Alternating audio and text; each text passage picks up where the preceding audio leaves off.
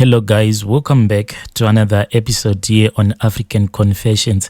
There is a message that I want to share with you. This message, it was forwarded to me by one of our admins. If you have any story that you want to share with us, please do not hesitate to contact us via our email, or you can use our WhatsApp number, the one that is appearing on your screen right now. The message that was forwarded to me reads like this. Hello, my brother, how are you? I am really struggling in life. I am not struggling financially, but up there, my brother. There are many days that I feel like I just need to end my life so that I can end this suffering. You see, Brother Nashi, quick money will make you cry all the days of your life. Yes, you can enjoy this money, but it is just for a few years, and the rest of your lives you will end up grieving and blaming yourself. The worst part about my life is that I don't have anyone that I can enjoy this money with. Anyone that tries to enjoy with me this money, that person will be condemned for life. The person can either have a disability that will come out of nowhere, or a disease that cannot be cured, or even to die. I am a man who was always on social media, especially on Facebook. Each and every time I'll be logged on Facebook, and whenever I'll be on social media, I'll be searching for rich people because I was naturally attracted to rich people, because I just wanted to know how they got to be rich like that. And whenever I would try to follow whatever advice most of them will try to give on social media, I quickly noticed that I was never going to be rich unless if God was going to allow me to become rich, because I saw from my situation that it was not easy for you to get rich overnight. So I started to join a lot of links that will be sent on Facebook. Then I would join those groups, and whenever I will join those groups, I will see if in that group I'll be able to find a spiritualist who can help me. I was scammed. I don't know how many times I was scammed, because I joined a lot of groups that had a lot of scammers, most of them that come from West Africa. They will pretend as if they know how to give you real juju. Then they will tell you to send them the money. But whenever you will send them the money, then they will just disappear into thin air. Until one day, when I joined this other group, I then noticed that the people that were talking in that group, it seemed as if everything was really going to work out for me, because the admin of that group, she was a woman, and whenever she would start to tell you how she turned out to be a ritualist and the good side of it, we all believed her. Even though she was a ritualist, she was quite a humble woman. Whatever question we would ask her in the group, she would take time whenever she would be free so as to teach us how to get rich. And she kept on telling us that it is not a bad thing for you to be a ritualist. She said that all that you need to do was for you to do it accordingly, then you will be rich without facing any challenges. But unfortunately for me, I was not in the same country as she was. That was the bad luck that I had. But one day, when I kept on asking her, now we were two South Africans that were in that group that was filled with people that were from different countries. She then told us that we were in luck because she had managed to contact this other spiritualist that was here in our country in South Africa. She told us that if we were willing, then she would try to find a way so that we can go and visit that spiritualist. I was more than happy to do that. But the man, the other South African guy who was also in that group, at that time, he delayed me for a little bit because he didn't have the money that was needed so that we can go and seek help from that spiritualist. The money that was needed, it was 27,000 rands. I tried to sort out that money and I went around borrowing. Then I got the money.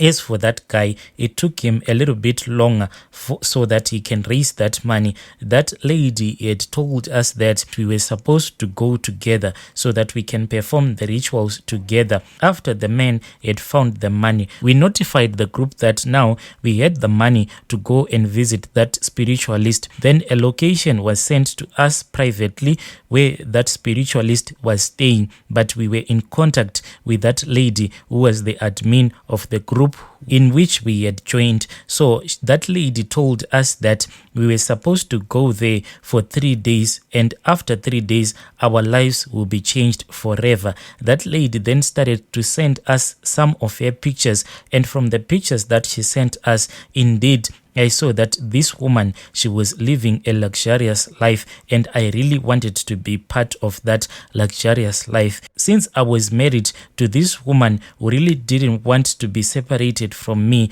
it was really difficult for me to get out of the house for 3 days without giving my wife a proper explanation as to where I was going. That is when I lied to my wife that there was this other piece job which I was supposed to go and do for 3 days. Then after 3 days, I'll be back home. And to my surprise, on that day when I told her that I wanted to go to this other piece job, which will give me a lot of money, she didn't even ask me a lot of questions. Maybe it was because I had told her that there was so much money that was involved in this piece job.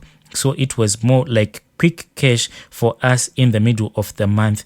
I went there, my brother. Me and that guy, he was traveling from another province. Once we had arrived in that province, we met, then we went to that spiritualist place. When we went there, my brother, I was really surprised to even find out that even here in South Africa, there are people that are living a high life that has a high standard. We then were allowed into that suburb after we had waited at the gate, because it is a gated community. We waited for hours for that man to come and pick us up at that gate. After we were allowed into the suburb, we then went and we stayed at that man's house. The first evening, that man told us that there was the first ritual that we were supposed to perform. He told us that this ritual, in order for it to work on us, we were supposed to walk around his neighborhood. But walking around his neighborhood, we were supposed to do it whilst we were naked.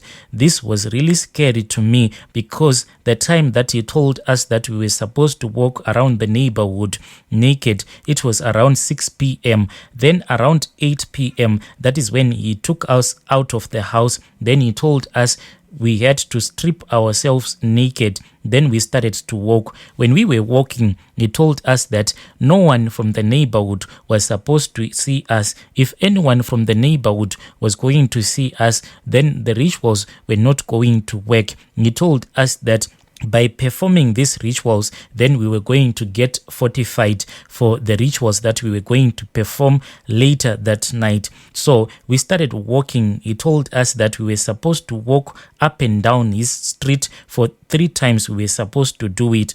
And my brother, this was quite challenging, because there where he was staying, the street lights were on, but we did what we had to do. For 3 times, we walked up and down the street where that spiritualist was staying. And what we will do is that whenever a car would pass us by, then we would hide into the nearby flowers. Then we'll go on walking. After we had walked up and down 3 times, then we saw his gate opening. Then we entered into his yard. But I was really scared, because as we were being driven into his yard earlier on in the day, I saw that there were 3 large dogs. There were pit bulls. So when the gate opened and when we were given a signal that we were supposed to walk into his yard, I was really scared, as someone who is scared of dogs, let alone 3 big pit bulls. But those dogs, they acted as if they didn't even see us. Then he told us that yes, indeed, the charms had worked on us. He said that he was testing to see if we had been fortified. If we were not fortified, then the pit bulls were going to attack us. These are the things that you do, my brother, if you want to be rich. So he then took us to the back room. When we went to the back room, we saw that we entered into a room that didn't have any furniture at all. The room didn't have any furniture at all. It seemed as if the room was just a room that was used for rituals and stuff like that, because in the middle of that room there was a little altar that I can't even describe how it looked like, but what I can say is that the altar was really scary. So he told us that his wife was going to come and attend to us. We were supposed to wait for his wife.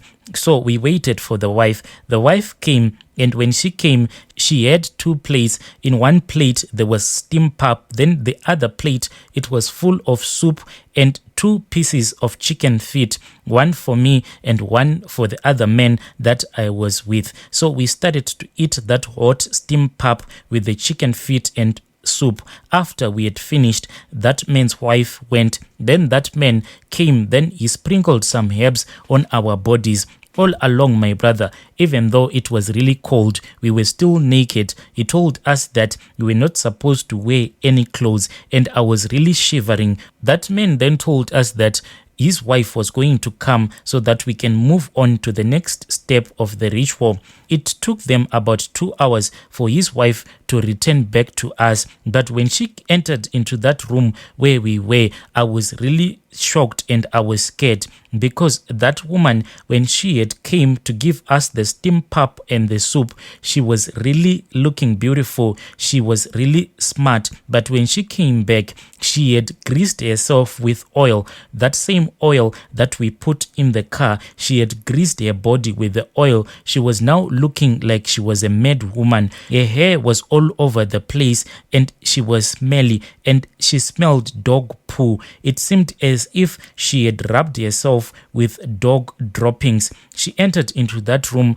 Then she told us that we were supposed to sleep with her. When we refused, then her husband walked into that room, then shouted at us and gave us the order to sleep with his wife. So we did. We slept with that man's wife, who was looking like a mad woman, whilst that man was looking at us.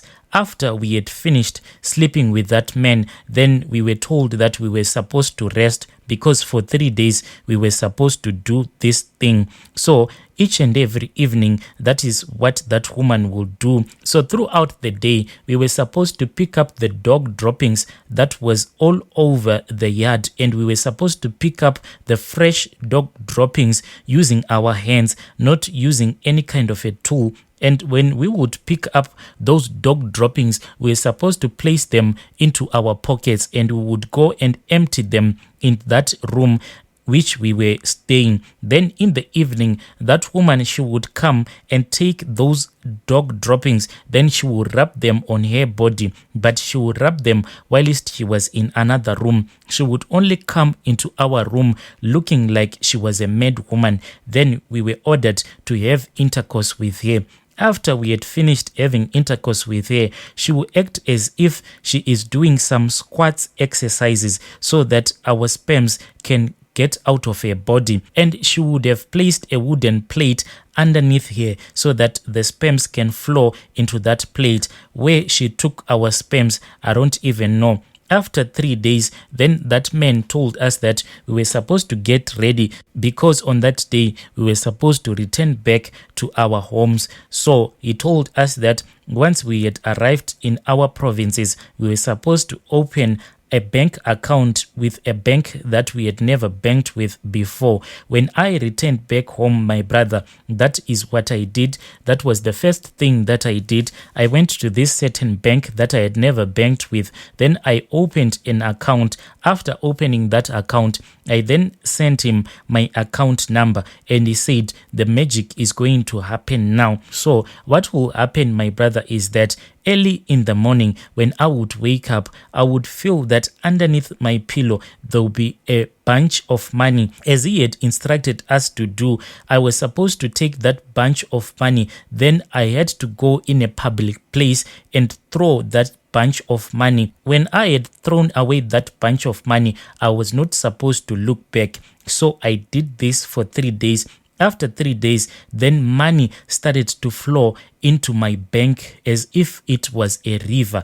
My brother, that is how I made money. But I didn't know that apart from making money, I was going to suffer like this. I only enjoyed this money for 3 years. Me and my wife, we enjoyed so much. And my wife, she didn't know that this money that we were enjoying, it was going to claim her blood after 3 years. When 3 years had passed, one day I was just sitting in our bedroom. My wife, she was busy watching Netflix in the sitting room. So there is this coffee table that is there in my bedroom where I place most of the books that I'll be reading at that time. As I was sitting reading, I then noticed that underneath the coffee table, there was something that was moving. So I jumped and I wanted to shout because I thought that maybe it was a snake or something or any other animal that is poisonous. When I wanted to scream, I turned around and I saw that the spiritualist, he was just standing behind me,